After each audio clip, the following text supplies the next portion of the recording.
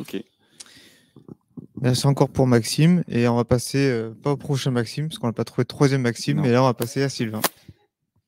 Non, les procédures de changement de prénom, finalement, je les ai abandonnées, ça valait pas le coup. T'as raison. Bonjour à tous. Aujourd'hui, je vais vous parler de la fois où j'ai essayé de construire un second cerveau. Donc, un titre assez accrocheur, mais je vous promets, dans la présentation, vous comprendrez un petit peu ce que je veux dire par là. Pour me présenter, je m'appelle Sylvain, je suis product owner des équipes player iOS Android. Voici une petite maquette d'un player pour ceux qui se demandent à quoi ça ressemble. Et par rapport à ce que je fais à Bedrock, plein de trucs en tant que PO, mais principalement de la négociation de bugs bloquants en bugs pas bloquants. J'essaye de faire valider des mesures d'audience, c'est assez compliqué. Je nettoie des roadmaps, j'aligne des post-it, donc tout plein de trucs en vrai. Aujourd'hui, je viens pour vous parler un peu d'organisation, de système d'organisation. On va aussi parler de productivité et de gourou de productivité. Et on va aussi parler de no-code avec un outil qui s'appelle Notion, qui est assez connu, mais peut-être que tout le monde ne le connaît pas. Mais avant de commencer, déjà, je fais un petit coucou à mon syndrome de l'imposteur, qui, après ces 3 années chez Bedrock, j'ai enfin trouvé un truc à partager en LFT et le courage pour le faire, même si je ne suis pas le plus grand expert là-dedans. C'est pas sponsorisé. C'est pas sponsorisé. C'est une présentation qui est très personnelle, donc je vais beaucoup dire «je», et elle est très personnelle parce que finalement, l'organisation, c'est quelque chose qui, chacun a sa propre manière de s'organiser. Et d'ailleurs, pour ceux qui ont vu les LFT en septembre, Fabien et Bénédicte avaient présenté d'autres approches sur le sujet, et je vous invite vraiment à les voir si vous ne les avez pas vues. Pourquoi on est là aujourd'hui? Aujourd'hui, je vous parle d'organisation parce que derrière, il y avait un petit besoin que j'avais ressenti, et je vais prendre l'exemple de 2 messieurs pour vous en parler. Donc ça, c'est monsieur Dumbledore. Lui, il est directeur d'une école de magie, et il a dit un jour que, dans son esprit, il y avait souvent un petit peu trop d'idées et de mémoire pour pouvoir bien les gérer. Et en fait, là, on le voit pencher sur un outil magique qui s'appelle une Pancine. Et en fait, vu que c'est de la magie, il arrive à extraire des mémoires et des connaissances de son cerveau, les stocker là-dedans, comme ça, il peut les consulter un petit peu quand il a envie. Un truc un peu pratique, mais on ne peut pas trop utiliser ça. Ce deuxième monsieur, c'est David Allen, et lui, il est plutôt, déjà, il est vrai, il existe pour de vrai, et il a écrit un bouquin qui s'appelle Getting Things Done, qui est assez connu dans le monde de la productivité. Et donc lui, il avait plutôt tendance à dire, voilà, votre esprit, il est surtout pour avoir des idées, pas pour les conserver. Et moi, dans ma carrière pro, avant, j'étais développeur, et après, je passais chef de projet, puis après, je passais product owner. Et dans tout ça, en fait, qu'on soit dev, chef de projet, PO, QA, peu importe, on est souvent à devoir jouer avec beaucoup d'informations qui orbitent plus ou moins loin de nous, dans lesquelles on a une certaine participation, on est plus ou moins proche de ces sujets. Mais en fait, ça fait beaucoup d'infos. Je reçois une info d'un côté, il va falloir que je m'en souvienne pour une prochaine fois, il va falloir que je me note qu'il y a quelque chose que je vais devoir faire à ce moment-là. Et finalement, avec toutes ces connexions, c'est difficile de s'en sortir. Et au début de ma vie pro, c'était compliqué de gérer tout ça. On oublie les choses, on est en retard, on prend de mauvaises décisions, etc. Donc, un très, très gros pain point. Et le truc le plus facile pour l'adresser, en tout cas le plus naturel qu'on fait depuis qu'on est à l'école, on note. On note des trucs. Ça, c'est une belle image d'un cahier. Moi, j'utilise pas de cahier parce que j'écris très mal et j'aime pas écrire et j'ai besoin de chercher dans mes notes, donc c'est mort pour moi. Du coup, j'utilise des outils, et au fil des ans, j'en ai utilisé plein. Alors, d'un côté, des outils pour stocker de l'information, donc des notes, du Evernote, du Miro, du Notion, un petit peu tout, mais j'y trouvais pas vraiment mon compte. Des to-do list, pareil, du Trello, Todoist, Wunderlist, etc. Et en fait, tous ces outils me posaient un certain nombre de problèmes qui faisaient que j'étais jamais vraiment à l'aise avec mon système d'organisation. Et du coup, ces nouveaux challenges que je me suis retrouvé, il a fallu que j'essaye de les adresser. Donc, on va revenir un petit peu sur chacun de ces challenges en détail et voir à quel point est-ce que ils étaient importants pour moi ou non. Je vais faire un petit peu mon PO là-dessus.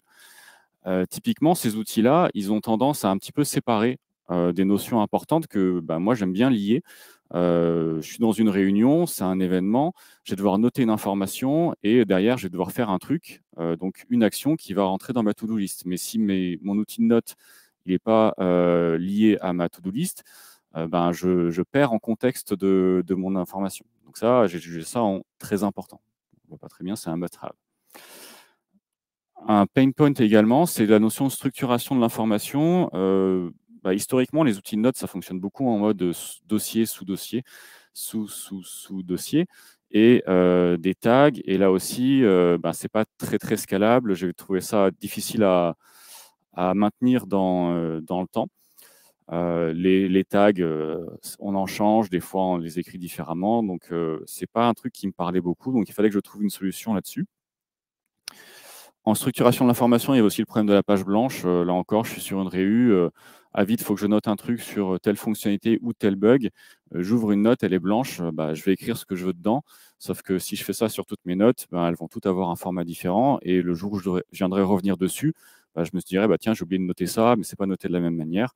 Là, typiquement, sur Confluence, on a des templates de pages. Et donc ça aide à structurer la note et avoir une homogénéité dans les notes pour plus tard. Donc ça, c'était vraiment très important. Et sinon, vraiment, je suis en situation sur mon ordi, j'écris sur Slack, je regarde des roadmaps du travail de PO. On me dit un truc, j'ai une idée, vite, il va falloir que je le note. Et à ce moment-là, qu'est-ce que je fais? Ah bah mince, il va falloir que j'ouvre mon outil de notes, je le cherche et ah non, c'est sur un autre écran. Je vais mettre ma note, mais est-ce que je la classifie tout de suite ou pas? Compliqué. Donc, la notion de noter à la volée, c'était quelque chose dont j'avais assez besoin. Et enfin, la portabilité. Dans l'idée, où que je sois, je peux accéder à ma note, à mes to-do, afin d'être plus productif avec des gros guillemets. Donc ça, important, mais finalement, ce n'est pas ce qui s'est avéré être le plus gros pain point que j'avais. Beaucoup de fois, à partir de là, on va chercher sur Google. Donc, on va chercher sur Google encore de nouvelles solutions, encore de nouveaux outils. Et en fait, on va tomber sur un game dont je ne soupçonnais pas forcément l'existence avant. C'est le game des gourous de productivité. Donc, en fait, c'est vraiment un terme qui existe, hein, ce n'est pas moi qui l'invente. Ce sont des influenceurs qui tournent autour de ce milieu de l'organisation, la production, le développement personnel, etc. Donc, c'est des influenceurs qui génèrent beaucoup de conseils, beaucoup de business. Et pour ma part, c'était quand même beaucoup trop de temps perdu sur YouTube, sur ce sujet comme sur plein d'autres. Pour en citer quelques-uns, je ne vais pas revenir sur tous, mais voilà une petite sélection des influenceurs que j'ai été amené à voir à travers leurs travaux sur Internet. Et évidemment, ils ont tous une approche un petit peu différente de ce que ça veut dire la productivité. Et ça pose une question, en fait, la productivité, c'est quoi? Dans le sens où on va tous avoir une définition assez personnelle en tant qu'humain, en tant que pays, en tant qu'entreprise, de ce que veut dire la productivité. C'est quoi? C'est je fais plus avec autant de travail, ou alors je fais autant de travail avec moins de temps passé. Donc, on peut vraiment le tourner de différentes manières. Comment est-ce qu'on se dit qu'on mesure ça? Est-ce que ça vaut la peine de le mesurer? Donc, j'ai trouvé qu'il était assez important de se donner sa propre définition de, en fait, qu'est-ce que je veux en faire? Et de mon point de vue, vu que le pain point était vraiment autour de ce nuage d'informations, ce n'était pas du tout adressé sur le fait de faire plus, mais c'était de faire autant, mais en étant plus serein pour le faire. Et d'ailleurs, il y a ce bouquin que j'ai lu, parce que je ne lis pas que des mangas, qui s'appelle 4000 Weeks, qui parle un petit peu de la notion de finitude de la vie. On n'a que 4000 semaines dans la vie. Et quand on prend ça en perspective, ça met pas mal de sujets en question. En l'occurrence, il y a deux citations qui sont intéressantes dans ce bouquin. Enfin, ce n'est pas les deux seules, mais qui sont intéressantes pour ce talk. Plus on est efficace, plus on va faire de trucs. Plus on fait de trucs, plus on nous donne de choses à faire. Donc au final, pourquoi être plus efficace? Donc il y a un petit cercle vicieux là-dessus dont il faut se méfier. Et également, il y a une notion d'acceptance sur qu'est-ce que ça veut dire de ne pas faire toute sa to-do du jour. Est-ce que c'est un problème ou pas? En fait, ce n'est pas vraiment un problème. Il faut accepter le fait qu'il n'y a pas de culpabilité à pas finir tout ce qu'on a fait aujourd'hui. En fait, je ne finis jamais tout ce que j'ai prévu de faire pour la journée. Juste, c'est OK. J'essaye de m'arranger par contre pour essayer de faire en sorte que le plus urgent, important, soit fait. Bon, ça ne nous éclaire pas beaucoup sur la notion de deuxième cerveau, donc on va rentrer un petit peu dans le sujet, en tout cas la théorie du sujet. Et parmi ces influenceurs, il y a Tiago Forte, et en fait, le second cerveau, c'est un peu sa théorie à lui. Dans sa manière de voir les choses, il dit que le second cerveau, c'est un endroit de confiance qui est genre pas dans notre tête, ce qui est bien parce qu'il n'y a pas la place pour un deuxième cerveau, dans laquelle on va pouvoir stocker tout un tas de choses pour faire son meilleur travail ou faire un travail dans lequel on est le plus à l'aise. Sachant que je dis travail, mais en fait, ce n'est pas forcément quelque chose de pro, hein. On peut aussi parler d'un second cerveau dans le perso, dans la recherche, etc. Donc ça s'applique à beaucoup de choses. Et il y a toute une notion de construction qui est intéressante. Et moi, en tant que PO, ancien dev, construire des trucs, ça me parle pas mal, quoi. Là, on va arriver sur des slides qui ne sont pas drôles. C'est des slides un petit peu théoriques, un peu scolaires. Et on va parler d'acronymes. Parce que Thiago, quand il explique sa théorie de second cerveau, il va essayer de définir ce qu'il veut dire par là. Donc, il sort l'acronyme CODE. Le C, c'est collecte ou capture. Donc, je dois pouvoir rentrer de l'information là-dedans. O, je dois pouvoir l'organiser. D, je vais pouvoir la retravailler, la contextualiser pour plus tard. Et E, je vais pouvoir la réutiliser, l'exprimer, en faire quelque chose. Deuxième acronyme, il se dit dans l'organisation, tiens, on va utiliser l'organisation para. Donc ça a été un petit peu capillotracté. Je n'ai pas la prétention de dire que j'ai toujours compris, même aujourd'hui, ce que ça voulait dire. Donc il parle de projet. Il se dit qu'un projet, c'est une entité qui va avoir une existence dans une certaine temporalité, avec une notion de tâche. Il va avoir une area of responsibility, difficile à traduire, où on se dit que là, c'est de la catégorisation un petit peu costaud. Des ressources, donc quelque chose de très intemporel, vraiment de l'information brute. Et en fait, dans tout ça, il y a la notion d'archive, de se dire que en fait, ces éléments-là, ils existent dans une certaine temporalité. Et une fois que j'ai fini de les utiliser, je ne vais pas les supprimer, mais je vais devoir les mettre de côté. Donc tout ça doit pouvoir se conserver de côté sans forcément les avoir au quotidien. Dernière slide scolaire, il parle de valeurs un petit peu intrinsèques au système. Pour lui, le système, il doit être à la fois universel, s'adapte à tout type d'infos, il doit s'adapter à tout type de projet, actuel ou futur, il doit nécessiter une maintenance relativement faible, il doit être actionnable, donc je dois avoir vraiment cette notion de projet et de tâche. La notion de cross-platform, j'en ai pas parlé, mais la majorité des gens qui se lancent dans ces projets de second cerveau, ils ont tendance à utiliser plus des outils informatiques. Donc là, le côté journal va très vite montrer des limites. Outcome oriented, c'est vraiment, je veux vouloir en faire quelque chose. Je veux avoir des vues qui soient qui me présentent l'information sous différentes perspectives, que ce soit sur du macro ou du micro. Et également, un côté un peu opportuniste, si pour faire mon second cerveau, je peux ne pas partir de zéro, autant faire ça.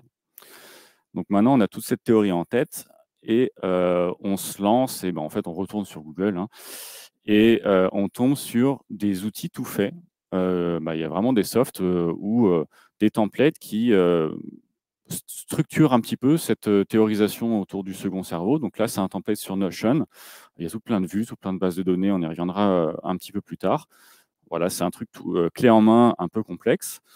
Il y a des nouveaux outils aussi qui se lancent sur le marché. Celui-là, il s'appelle Routine, il est encore en bêta.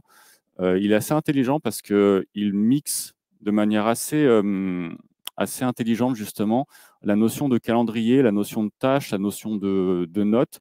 Tout ça, c'est vraiment bien incorporé dans le système. Bon, c'est encore un petit peu en bêta, mais c'est un truc qui sera intéressant de suivre, à mon avis, en tout cas pour ma conception de l'orga, des notes, etc. Le problème du tout fait, c'est que déjà, il faut comprendre comment fonctionne le système. Il faut encore suivre des tutos sur YouTube. Et on revient encore une fois au côté très personnel de l'organisation de la note.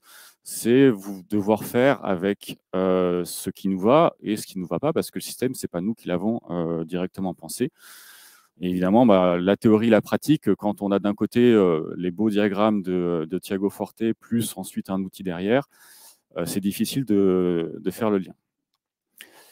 Et donc, on va se lancer plutôt dans la manipulation, à savoir créer son propre second cerveau.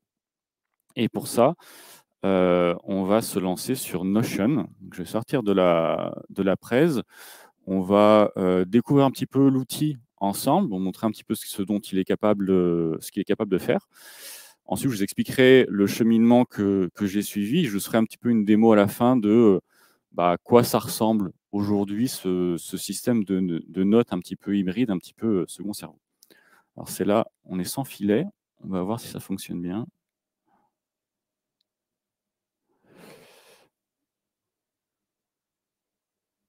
Est-ce qu'on est bon sur le partage d'écran côté régie? On est nickel? Parfait. Ça, c'est Notion. C'est du coup le client web. Il y a des clients pour Mac, comme on le voit ici sur mon ordi, et pour téléphone. On va voir un petit peu comment ça fonctionne.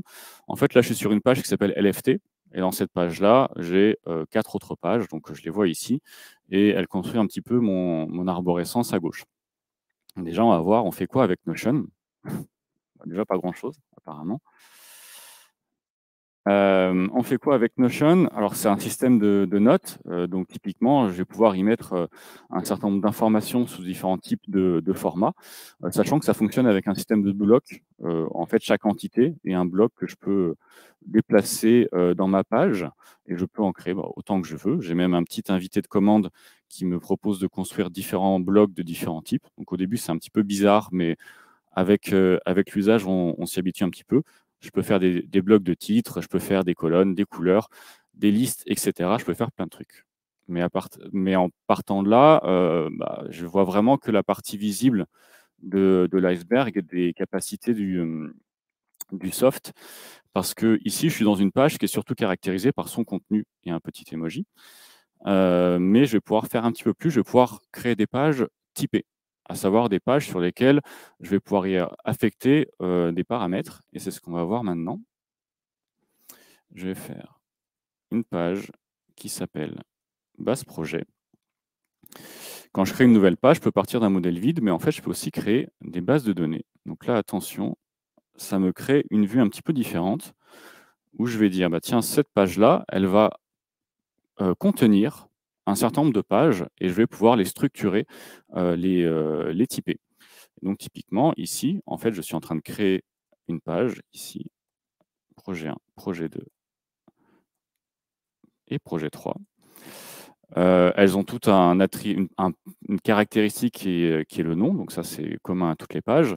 Et Notion, directement, il m'a dit, tiens, tu auras une caractéristique, une propriété d'ailleurs on appelle ça, qui s'appelle l'étiquette. En fait, je vais dire, non, en fait, pour un projet, je vais faire une propriété qui s'appelle priorité.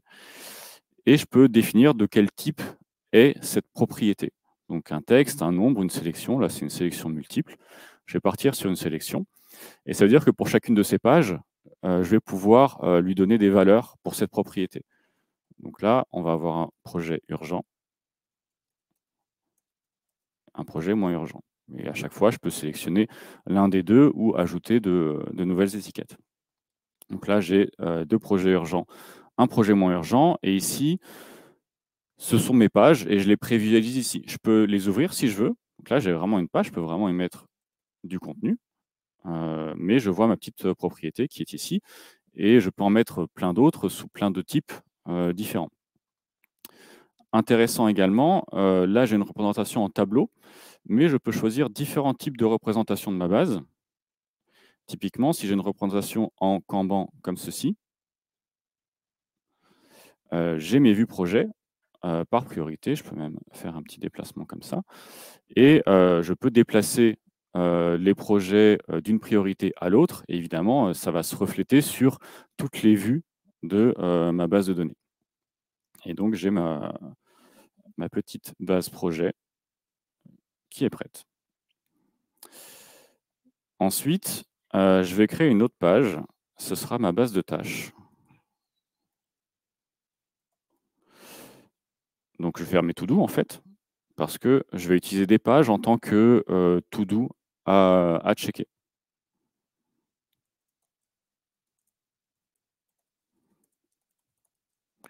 Et pour ça, je vais changer la propriété. Je vais dire, tu auras une propriété qui s'appellera to-do. Et elle sera de type, on va dire, checkbox, pour faire simple. Et je vais pouvoir dire qu'une to-do, elle est faite ou elle n'est pas faite. Et vu que c'est une tâche, je vais aussi pouvoir lui dire, tiens, tu auras une date, qu'on appellera une date. Elle sera en date d'aujourd'hui, ou peu importe, je peux créer autant de dates que je veux. Donc là, j'ai ma base projet et j'ai ma base tâche. Mais par contre, par rapport aux besoins que j'avais signalés au début, ce serait intéressant qu'il y ait un lien entre les deux. Et ça tombe bien parce qu'entre bases de données, justement, je peux faire une relation qui se trouve ici. Et je vais faire ma relation avec ma base projet. Donc, une entrée dans ma base tâche va pouvoir être liée à un ou plusieurs projets. L'inverse étant également vrai, et je peux limiter les relations si j'ai envie. Donc là, je dis tâche 1, projet 2, tâche 2, projet 3, etc. etc. Et donc, j'ai mes deux bases de données. Et ça peut se scaler, évidemment, sur des centaines et des centaines de pages. Maintenant, ces deux bases de données, en fait, c'est très bien qu'elles existent, mais je ne vais pas vraiment interagir directement avec ces pages-là. Je vais considérer que c'est plutôt des éléments dans lesquels que je vais mettre de côté. Et ça tombe bien parce qu'en fait, Notion, il me permet d'appeler ces bases de données à partir de n'importe où dans mon espace Notion. Donc là, je suis dans une page parente, mais ça pourrait être une page qui, dans l'arborescence, est extrêmement éloignée. Et pour autant, je peux quand même me dire, tiens, affiche-moi les projets ici. Donc, j'appelle ça sur une vue. Et on va dire que c'est une vue de la base projet. Donc là, j'appelle vraiment une visualisation de ma base projet avec une mise en forme que je peux lui donner. Donc là, je peux en faire un petit peu tout ce que je veux. Par contre, ce n'est pas du tout la visualisation que je voulais prendre, mais c'est pas grave. Voilà. Donc là, je mets projets urgents à gauche, mes projets moins urgents à droite. D'ailleurs, on voit ici que j'ai toujours ma colonne de gauche qui commence à se remplir avec des informations. Très rapidement, en fait, on est amené à masquer la colonne de gauche, en tout cas si on utilise beaucoup de bases de données comme ça. Et je vais faire pareil avec les tâches. Ah, c'est pas celle-ci.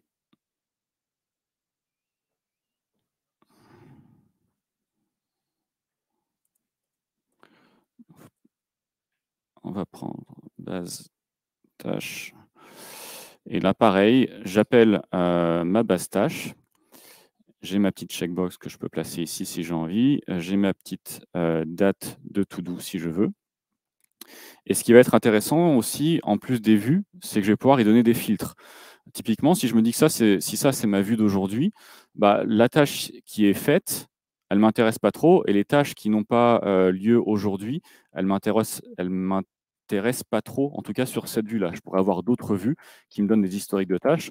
Mais en tout cas, pour celle-ci, je vais me dire que je vais faire un filtre sur le fait que la tâche n'est pas faite et que la date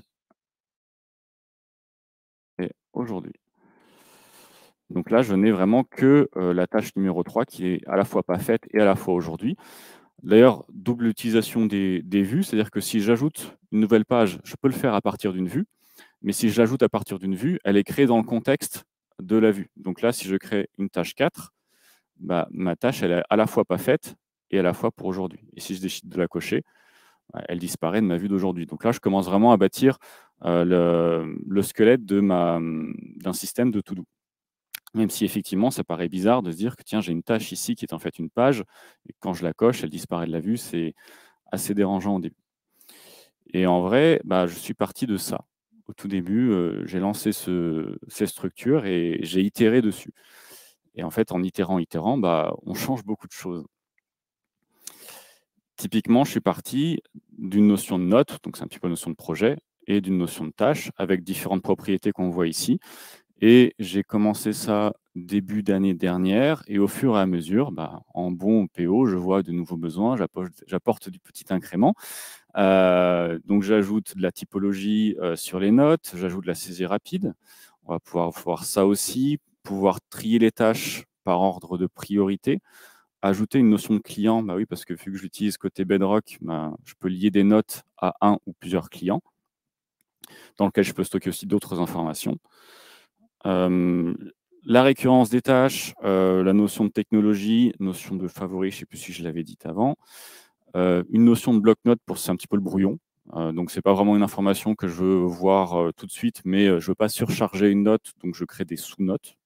Là encore, c'est les limites du système. Qu'est-ce qu'est une note et qu'est-ce qu'est une sous-note? Et on ajoute encore des choses, des dates de début, des dates de fin. Et enfin, une notion de catégorisation qui permet de faire des visualisations historiques un peu intéressantes. Donc voilà, petit à petit, le système finit par se bâtir. Et à la fin, on a un truc qui ressemble à ça. Donc une espèce de page géante dashboard qui appelle des vues de différentes bases sur différents contextes pour pouvoir gérer un petit peu son système de notes et son système de to-do en même temps. D'ailleurs, on voit en bas, j'ai mes petites bases de données qui sont ici si j'ai envie de les modifier, par exemple. Et pour faire une petite visite guidée, il y a un système de menu qui me permet d'aller sur d'autres pages, un petit peu comme si j'étais sur une vraie application ou un vrai site. J'ai ma vue ici qui me donne mes notes du moment. Donc, les notes ont un statut. Là, les notes ne sont pas en statut done. Elles ont une propriété de priorisation. Donc, l'incident de la mort, il est en hot et en attente d'une action de quelqu'un d'autre. Je peux avoir des objectifs de la semaine qui sont juste des checkbox, des to-do, des vraies pages to-do. Le talk NFT qui est très urgent aujourd'hui que je peux cocher. D'ailleurs, il faut que je fasse mon timesheet. C'est vrai, il faut que je fasse mon timesheet. Donc ça, c'est des tâches récurrentes. Je n'ai pas envie de me rappeler que je dois faire mon timesheet, mais lui est là pour me le rappeler. Je peux avoir des notes épinglées, des notes du jour, et également tout un système de, une fois que j'ai fini ma journée et que j'ai évidemment pas fait tout ce que j'avais prévu aujourd'hui, il y a les notes des to-do d'avant. Donc l'alignement des post-it du dernier atelier Watch n'est pas fait. Et je peux me dire que tiens, je le ferai aujourd'hui, etc., avec des to-do sans date. Et enfin, des pages qui ne sont pas forcément dans le système, mais qui sont toujours intéressantes de stocker pour y revenir un petit peu en favori. Donc là, il y a vraiment la vue un petit peu croisée qui me manquait au début. Et il y a d'autres pain points qui sont adressés. Si j'ouvre une page, il y a ce fameux système de template qui est géré, avec une partie où je vais contextualiser la note. De quoi on parle? Ici, je parle de l'incident de la mort, donc il s'est passé un truc. Je vais pouvoir lier les tâches liées à la note. Donc, si je suis en train de noter quelque chose dans ma note, je vais y noter des informations et je vais aussi pouvoir y noter des tâches. Évidemment, ces dernières vont remonter dans ma liste de tâches d'aujourd'hui. Et j'ai également mon petit bloc-notes et un système qui permet de dire, tiens, blablabla, on a fait des trucs aujourd'hui. D'ailleurs, c'est vraiment ce type d'information que je mets dans les notes et je reviendrai un petit peu dessus justement sur qu'est-ce que je suis amené à mettre dans ces notes-là. Petite vue aussi sur une vue client, vu que mes notes sont liées à un client, je peux me dire que tiens, si Bedrock ou le core est un client, je peux y visualiser quelles sont les notes en cours qui sont liées à Bedrock, quelles sont les notes du passé qui sont liées à Bedrock, et également quelles sont mes to-do encore ouvertes liées à des notes du client Bedrock. Donc typiquement, en tant que PO, quand je parle à un programme manager qui gère par exemple un client Bedrock, je peux ouvrir la fiche client et je vois un petit peu tout mon contexte par rapport à ce client en particulier. Et en théorie, on devrait être plutôt aligné sur les sujets qui me concernent entre ce que la personne me dit et ce que moi j'ai pu noter dedans. Donc voilà pour le petit tour d'horizon. Je voulais faire 2 mots sur la saisie rapide, qui est une petite approche aussi no-code. Parce que forcément, là, je suis sur mon Notion, mais ça ne répond pas au problème de tiens, vite, j'ai une idée, je suis en plein sprint planning. On décide que ce bug-là, il va falloir que j'y apporte une réponse parce qu'on ne va pas le traiter pour X ou Y raison. Je ne vais pas le faire en session parce qu'on est 10 autour de la table. Donc, je me note, Sylvain, pense à faire un commentaire sur ce bug-là. Et pour ça, j'aimerais éviter d'ouvrir Notion, de chercher la page dans laquelle je vais créer ma to-do. C'est un petit peu compliqué. Donc, j'ai aussi mis en place un système de saisie rapide qui utilise l'outil Todoist, qui est un système de to-do. l'outil Make, qui est un système d'automatisation, évidemment, qui va aller dans Notion. Comment ça fonctionne? En fait, c'est assez simple. C'est assez simple, oui. C'est du no-code.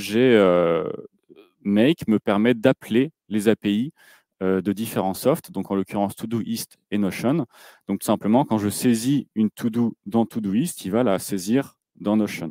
Et l'avantage, c'est que Todoist, il a un prompt de saisie de to-do, où je me dis, bah, tiens, faire un truc. Il a une connaissance du langage naturel, et je peux y mettre des petits commentaires, le lien du bug, et je dis ajouter une tâche, et là, il va passer par ce flow-là, et à un moment donné, ça devra arriver dans mon Notion. À ce moment-là, je le traiterai le cas échéant. Voilà pour la partie démo. On va tenter de repasser en partie presse. Je suppose qu'on est tout bon. On n'est pas tout bon? C'est tout bon.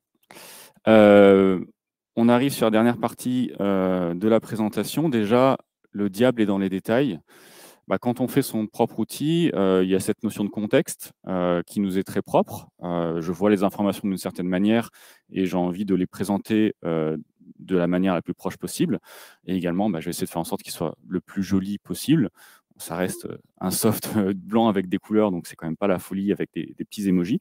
Mais là, encore une fois, il y a tout un game des templates Notion. Il y a des gens qui font des templates, qui les vendent ou qui les donnent gratuitement pour pouvoir les dupliquer. Là, j'ai dupliqué celui que j'utilise tous les jours. Je n'ai pas vraiment une note incident de la mort sur mon vrai Notion. C'était plutôt à des fins de démo. Mais une fois qu'on a mis ça en place, on a encore des challenges, encore des problèmes qu'on doit adresser. Qu'est-ce que je considère, avec une structuration aussi forte, qu'est-ce que je considère comme une note ou une sous-note? Comment je gère mon historique? Comment je gère mes archives? Et des fois, la vie fait des petits cadeaux sous la forme d'un mail de mec qui te dit bah, en fait, ton automatisation que tu as faite il y a une demi-heure, elle n'a pas fonctionné. Donc, ta to-do list, elle n'est pas du tout dans ton système. Il va falloir que tu la retrouves à la mano ou que tu t'en souviennes parce qu'il faut aussi faire ça de temps en temps. Les limites du système, ça, c'est une très belle roadmap player qui est masquée. Bah, déjà, le système, il ne faut pas que ça aille en contradiction avec nos outils actuels, à savoir Confluence et Target Process. Dans l'idée, je ne vais pas faire une spec de feature dans mon Notion.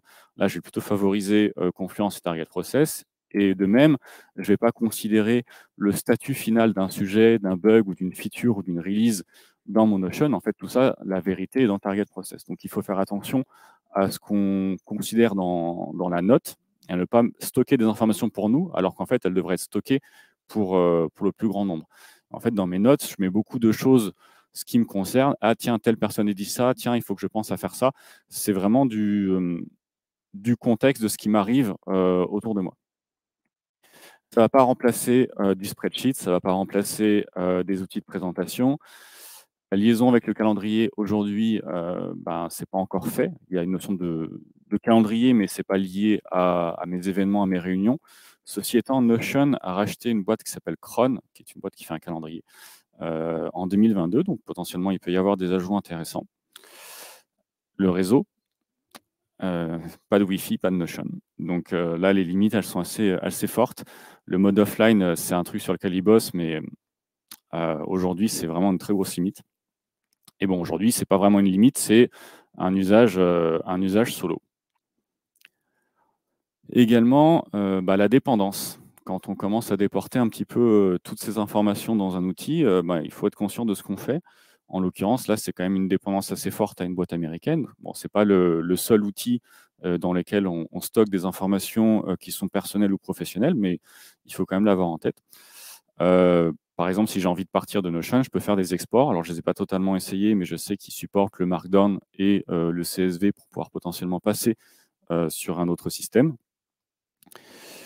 Et il y a aussi des alternatives open source. Donc ça, c'est une capture d'écran d'un système qui s'appelle HappyFlow, que je n'ai pas testé, mais on voit bien le côté un petit peu ressemblant, à savoir un mélange de Airtable, que je n'ai pas cité tout à l'heure, mais ça fait aussi partie des outils qui sont bien connus chez Bedrock, qui encapsulent cette logique de base de données.